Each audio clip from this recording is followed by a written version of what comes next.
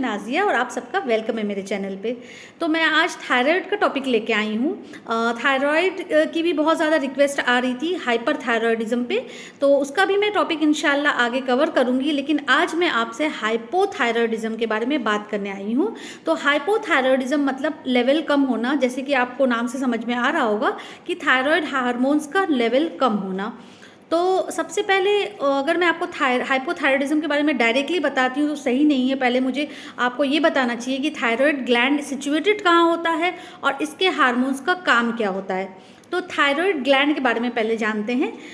Thyroid gland होता है हमारी बॉडी में नेक पे सिचुएटेड होता है, यानी कि जो हमारा विंड पाइप है उसके ऊपर सिचुएटेड होता है, इमीडिएटली लैरिंग्स के नीचे, यानी जो हमारा वॉइस बॉक्स है जहाँ से हम जिसके वजह से हम बोल पाते हैं, आवाज़ हमारी आती है, उस जगह उस पॉइंट के बिल्कुल नीचे ही ये होता है थायराइड ग्लैंड। तो इस थायराइड ग्लैंड का मेन फंक्शन है कि ये दो हार्मोन्स सिक्रेट करता है, T3 एंड T4।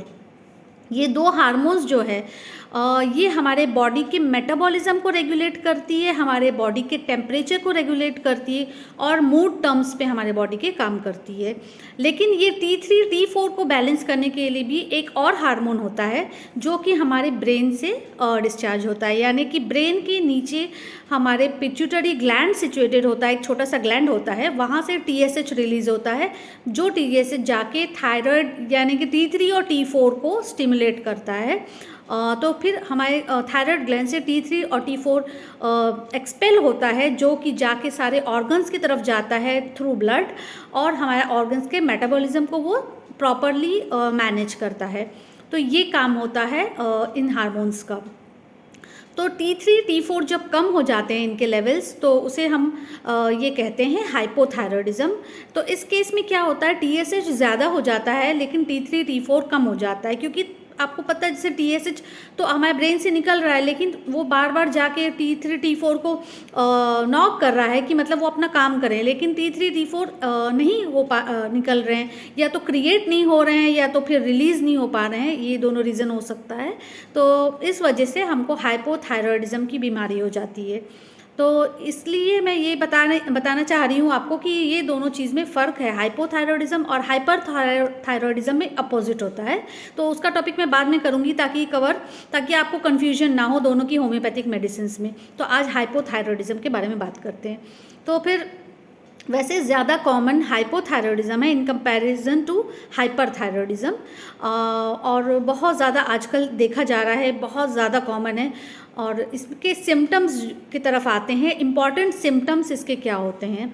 तो सिम्टम्स में आप देखेंगे कि पेशेंट जो आएगा, बहुत ज़्यादा टायर्ड फीलिंग, बहुत ज़्यादा वीकनेस, एकदम बिल्कुल थका हुआ, मसल्स में उसके पेन रहेगा, क्रैम्प्स रहेगा, बहुत तकलीफ़ में रहेगा वो पेशेंट, और उसको वेट गेन की शिकायत रहेगी, यानी उसका अचानक से वज़न बढ़ने लगेगा काफ़ी ज़्यादा, कि वो पर्सन ओबेज लगने लगेगा। तो ये हाइपोथायराइडिज्म में होता है। और हाइपरथायराइडिज्म में वेट लूज़ होने लगता है। और हाइपोथायराइडिज्म में नेक्स्ट कंप्लेन आती है पेशेंट की कि कॉन्स्टिपेशन की शिकायत रहेगी, और ये रहेगा कि बहुत ज़्यादा उसको ड्राइनेस फील होगा, यानी कि उसके नेल्स, उसकी स्किन बहुत ज़्यादा ड्राई होगी। और दूसरी इम्पॉर्टेंट कंप्लेंट जो पेशेंट लेके आएगा वो ये होगा कि उसके पीरियड्स इरेगुलर होंगे, यानी फीमेल पेशेंट है तो इरेगुलरिटी ऑफ पीरियड्स बहुत ज़्यादा कॉमन रहेगा, यानी पीरियड्स बहुत ज़्यादा होते हैं या बहुत कम होते हैं या बहुत ही इम्बैलेंस है पीरियड में। तो ये सारी कंप्लेंट्स मेन है बेसिकली जो पेशेंट हाइपोथायराइडिज्म का लेके आता है। अब कॉजेज़ की तरफ जाएंगे तो 2-3 कॉज इसके ये है। एक तो नेचुरली भी हो जाता है, और एक ये है कि थायरोडाइटिस यानी थायराइड ग्लैंड की स्वेलिंग में थायराइड हार्मोन्स डिस्टर्ब हो जाते हैं। फिर ऑटो इम्यून डिसऑर्डर्स कुछ ऐसे हैं जिनके वजह से भी थायराइड डिस्टर्ब हो जाता है हार्मोन्स उनके। और दूसरी चीज़, एक रीज़न ये भी हो सकता है कि आयोडीन डिफिशिएंसी, आयोडीन की कमी की वजह से भी हाइपोथायराइडिज्म हो सकता है। तो ये सारे कुछ कॉजेज़ हो गए, सिम्टम्स हो गए। अब हम बात करेंगे आज होम्योपैथिक मेडिसिन, यानी कि कुछ होम्योपैथिक मेडिसिन इतना अच्छा एक्शन करती है और स्पेसिफिकली ये थायराइड हार्मोन्स को रेगुलेट करने में बहुत ही अच्छी तरह से रोल प्ले करती है होम्योपैथिक मेडिसिन। तो एक बेसिक मेडिसिन जो बहुत इंपॉर्टेंट है, जो मैं हमेशा अपने हाइपोथायराइडिज्म के पेशेंट को प्रिस्क्राइब करती हूँ, उस रेमेडी का नाम है थायरोडिनम 3x। आपको डॉक्टर रेक्विक की लेनी है थायरोडिनम 3x। पेशेंट को 2 टैबलेट दीजिए दिन में 3 बार, बहुत ज़्यादा इफेक्टिव है। कोई भी केस हाइपोथायरॉयडिज्म का हो तो आपको ये मेडिसिन दे सकते हैं आप, एकदम सेफ है। और इसको आपको देना है 2 बार, 2 टैबलेट दिन में 3 बार। आप 1 महीने के लिए कंटिन्यू करिए या फिर 2 महीने के लिए, उसके बाद आप अपना थायराइड लेवल चेक कर सकते हैं। तो ये सबसे अच्छी, सबसे बेस्ट रेमेडी है। अब कुछ कंप्लेंट्स के हिसाब से आते हैं, देखते हैं कि 2-3 रेमेडीज़ और ऐसी हैं जो पर्टिकुलरली कुछ सिम्टम्स की वजह से हमें इनके साथ यानी थायरॉयडिनियम 3X के साथ भी देनी पड़ जाती है। तो उसमें से एक आती है डॉक्टर रेकविक की R19। ये ड्रॉप्स है, इसको आपको देना है 15 ड्रॉप्स दिन में 3 बार। लेकिन ये मेनली तब इंडिकेटेड है जब ग्लैंड्स में बहुत ज़्यादा स्वेलिंग है, यानी थायराइड ग्लैंड में या कोई भी ग्लैंड में आपके बहुत ज़्यादा स्वेलिंग है, बहुत वीकनेस है पर्सन को, तो आप ये साथ में दे सकते हैं। R19 डॉक्टर रेकविक की, इसको 15 ड्रॉप्स दिन में 3 बार देनी होगी। बहुत इफेक्टिव है, बहुत अच्छा एक्शन करती है, कॉन्स्टिपेशन वगैरह की शिकायत को भी बहुत जल्दी ये आराम देती है।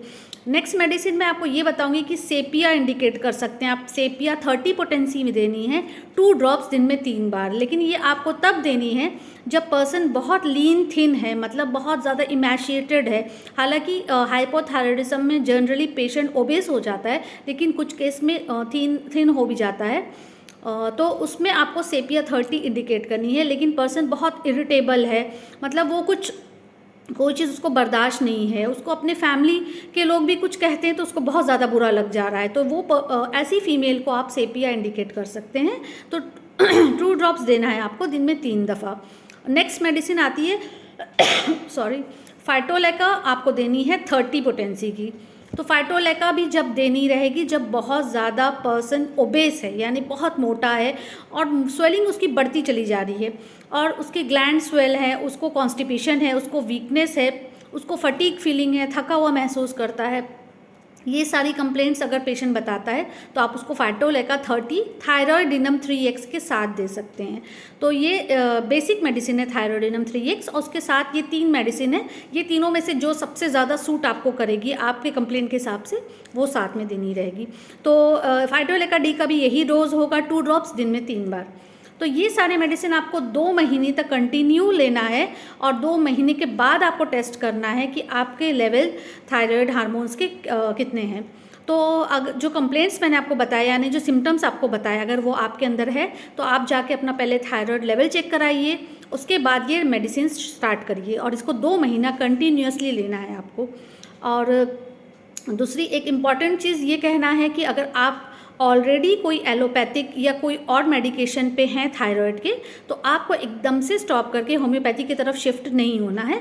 आप उसको भी लीजिए और होम्योपैथी वाली मेडिसिन अगर आप लेना चाहते हैं तो उसको भी साथ में कंटिन्यू करिए। उसके बाद आपको लगता है कि आप बहुत ज़्यादा बेटर है आपका हार्मोन लेवल, तो आप उसको स्टॉप कर सकते हैं एलोपैथी के, लेकिन डॉक्टर की सुपरविजन के अंदर अपने आप से नहीं करिएगा। दूसरा आते हैं कि बेसिक मैनेजमेंट, ये सारी मेडिसिन होगी। अब बेसिकली हमें कुछ चीज़ें करनी चाहिए जो हम डाइटरी चेंजेस कर सकते हैं ताकि हमारे लेवल को कंट्रोल में रहे और आगे भी चल के सही तरह से मैनेज होता रहे। तो हमको सबसे पहले अपने अगर हाइपोथायरॉयडिज्म है यानी लेवल्स आपके डाउन है 3-3, 3-4 के, तो आपको अपने डाइट में आयोडीन का इंटेक ज़्यादा करना है। तो कोशिश करिए कि आप आयोडाइज्ड सॉल्ट खाएं, आप अपने डाइट में एग्स को ऐड करिए, आप अपने डाइट में डेयरी प्रोडक्ट्स ऐड करिए, सी फूड ऐड कर सकते हैं। तो ये सारी चीज़ें जो हैं वो आपके थायराइड लेवल के हार्मोन्स को बैलेंस करके रखेगी ताकि वो डिस्टर्ब ना हो आगे चल के। तो ये सारी इम्पॉर्टेंट चीज़ें हैं जो मुझे आपसे कहनी थी। और इसमें आपको कोई चीज़ क्वेरी है, कोई कुछ समझ में नहीं आया तो आप मुझे एक मैसेज कर दीजिएगा व्हाट्सएप पे। और दूसरी चीज़ ये कि वीडियो को लाइक ज़रूर कर दीजिएगा, शेयर करिएगा फ्रेंड्स में ताकि सबको इसका फ़ायदा पहुँचे। और हाइपर थायरॉयडिज्म पे जिसमें जो लोगों ने मुझे कहा है इसके लिए रिक्वेस्ट की है, इंशाल्लाह वो भी टॉपिक आगे चल के मैं कुछ वीडियोस के बाद मैं कवर करूँगी। तो फिर ठीक है, take care, go for homeopathy. अल्लाह हाफिज़।